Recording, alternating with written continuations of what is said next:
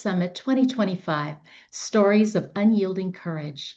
I'm Katherine Sea of Today Life Coaching because today matters and you matter. Well, once upon a spreadsheet, I was a CPA, and then I directed university operations. And now I direct women back to themselves. So if your soul's been politely coughing to get your attention, scan this code behind me for your free guide, Rebirth from Burnout. You don't need a doctor's note. Well, meeting Lima McLean, who is the founder of Rebirth Summit, was a divine appointment because we share a compelling mission to elevate truth, healing, and transformation. So I'm honored to be selected as an interviewer for this international summit featuring over 100 inspiring stories of transformation and rebirth. And it's my joy and honor to host this Rebirth Summit conversation with our very courageous guest, Arno Goran. Did I say that correctly? Very close. You definitely got the Arno right. Goran is how I typically say it, although a lot of my family members say Goran. So you're very good. Arno, thank you for being here because Arno is a globally recognized author, speaker, and wellness expert with over 25 years of experience in personal transformation, overcoming a traumatic upbringing, raised by two deaf, crack addicted parents, and left for dead at the age of 22. Arno healed himself and went on to pioneer the Goran Technique, which he calls the greatest breakthrough in mental health history. This scientifically proven method helps people permanently release trauma, emotional pain, and negative thoughts and their triggers. And as the founder of Arno Goran Seminars, he has transformed the lives of thousands worldwide. Today, Arno is collaborating with universities, mental health boards, and government agencies to establish the Goran Technique as a global standard in mental health care. Arno has turned his deep life experiences into a powerful mission to help others, and his amazing story of rebirth will surely move you, inspire you, and empower you. So buckle up. It's rebirth time with Arno. Welcome, welcome, Arno. It's a blessing to have you join us here. Thank you so much, Catherine. It's great to be here. Okay, well, if you're ready, I'm really curious. Let's start at the beginning, before your transformation. What was your life like? Would you be willing to help us feel what you were feeling emotionally, mentally, and spiritually? I don't think you want to feel what I felt when I was a kid. My life was like a very long horror movie. Very scary, very traumatic, a lot of violence, mostly verbal, but physical violence as well throughout my childhood. As you said, both my parents had an addiction to smoking cocaine, which made them essentially crazy. They would mutter to themselves and walk around the house staring out the windows all day and all night, checking that every window and door was locked constantly without stopping. And they really, when I turned 8, lost the ability to recognize my presence. So I was starving, cold, and neglected, to say the least. And this went on until I was 18 or 19, depending on which parent you're talking about.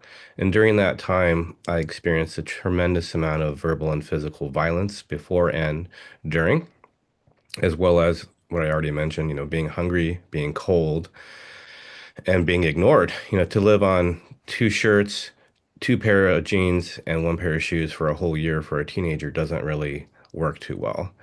And on top of that, I started to develop pretty severe health challenges. When I was a kid, I had allergies, and it just felt like I was always sick.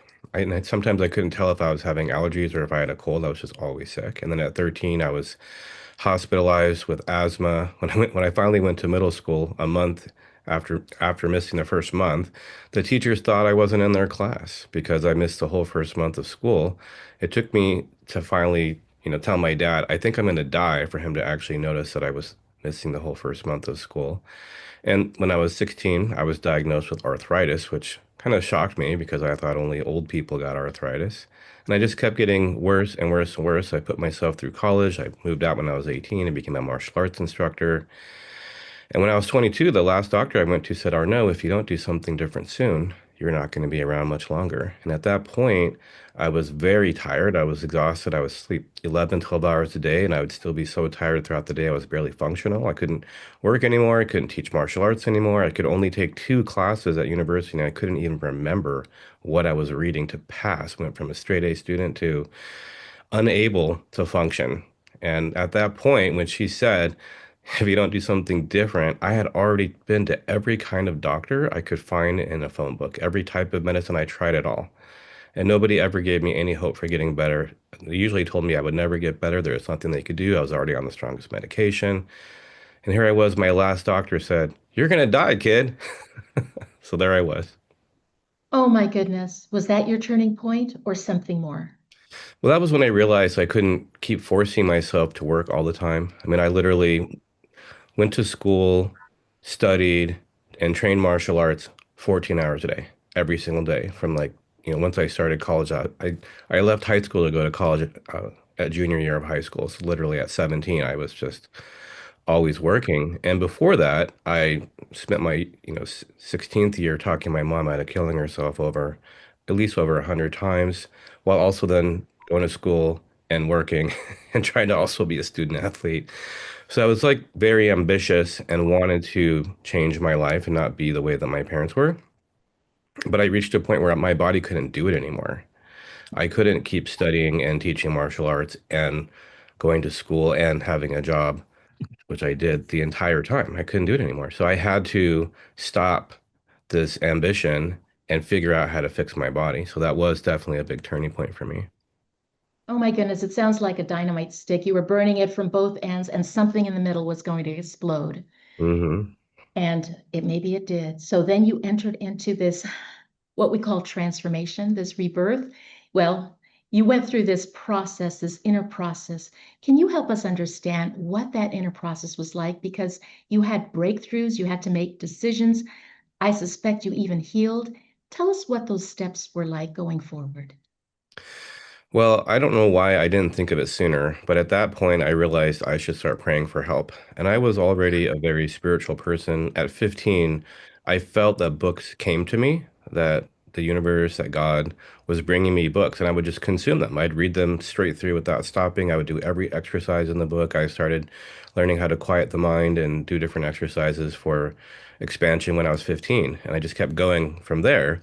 But at that point, when Dr. Linton said, you're out of here if you don't do something, I thought I need to pray for help. So I did. And a month later, I started down this pathway of constant studying. I lived on my credit cards and read books or listened to cassette tapes all day, every day. The only thing I would cause me to stop is to make food, and then I would read while eating. And I literally did that for a very long time. I've put in over 10,000 hours of studying since then. So, 7 years in university, and then I actually started my real education.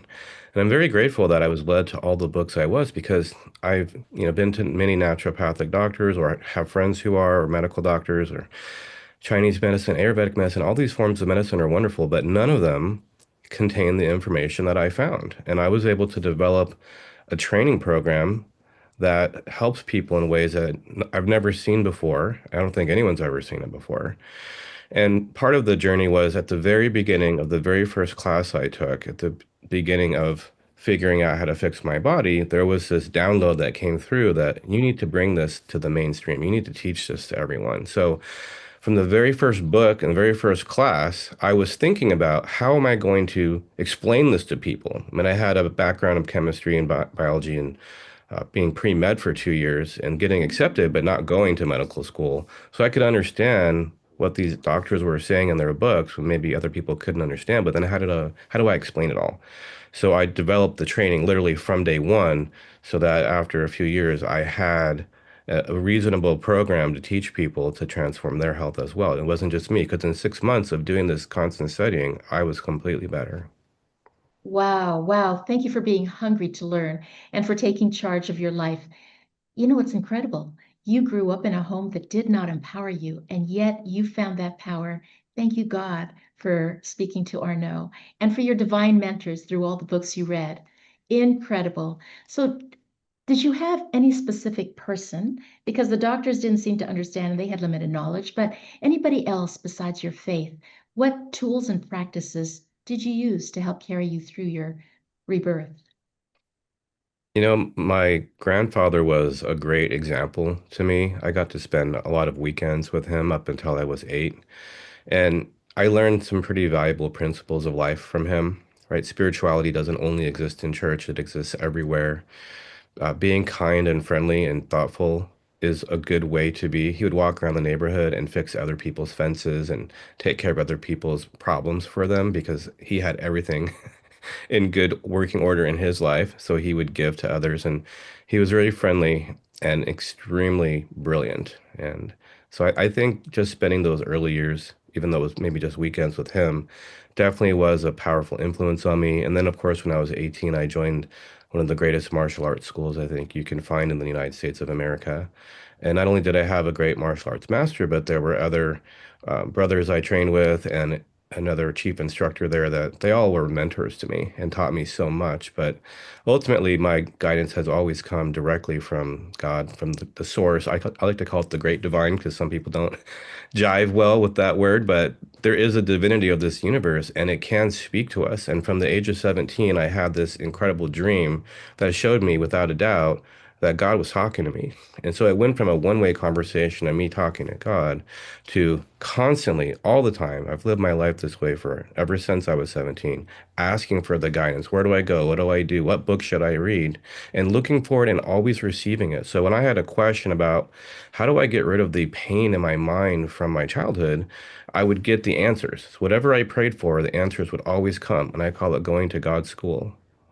I love that. Some people say GOD stands for Grand Overall Designer. Thank you for responding and hearing him. You are intuitive.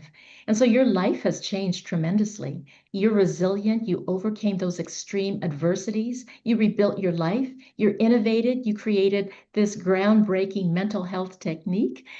Tell me what else about your life that's very different. Well, people would tell me that it couldn't be done, right? Every doctor said I couldn't get better. And then when I started getting physically better, I began to feel the negative emotions from my childhood coming up, and I had no way to process them.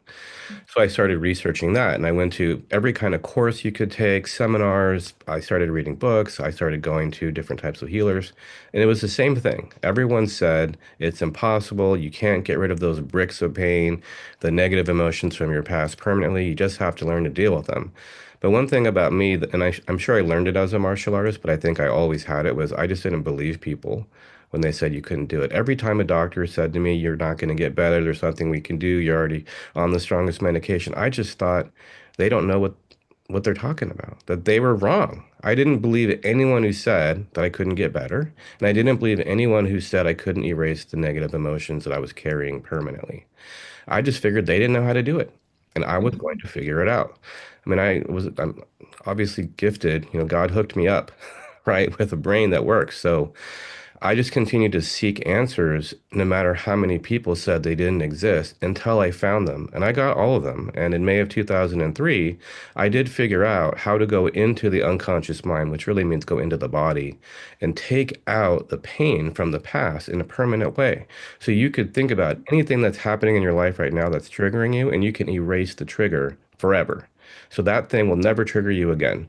Or you could think about anything you've been through in your entire life, the worst things ever, and you could erase the pain from those memories so that when you think of them, the memory doesn't go away, just the pain. When you think of them, you don't feel any pain ever again, which ends the repeating pattern and allows you to completely change your life because your life is mostly manifested from your unconscious mind.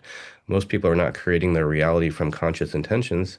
Some people are, and sometimes it's only part of their reality because all the rest of it is coming from that unconscious pain and it's being manifested automatically, accidentally, and in spite of our best intentions.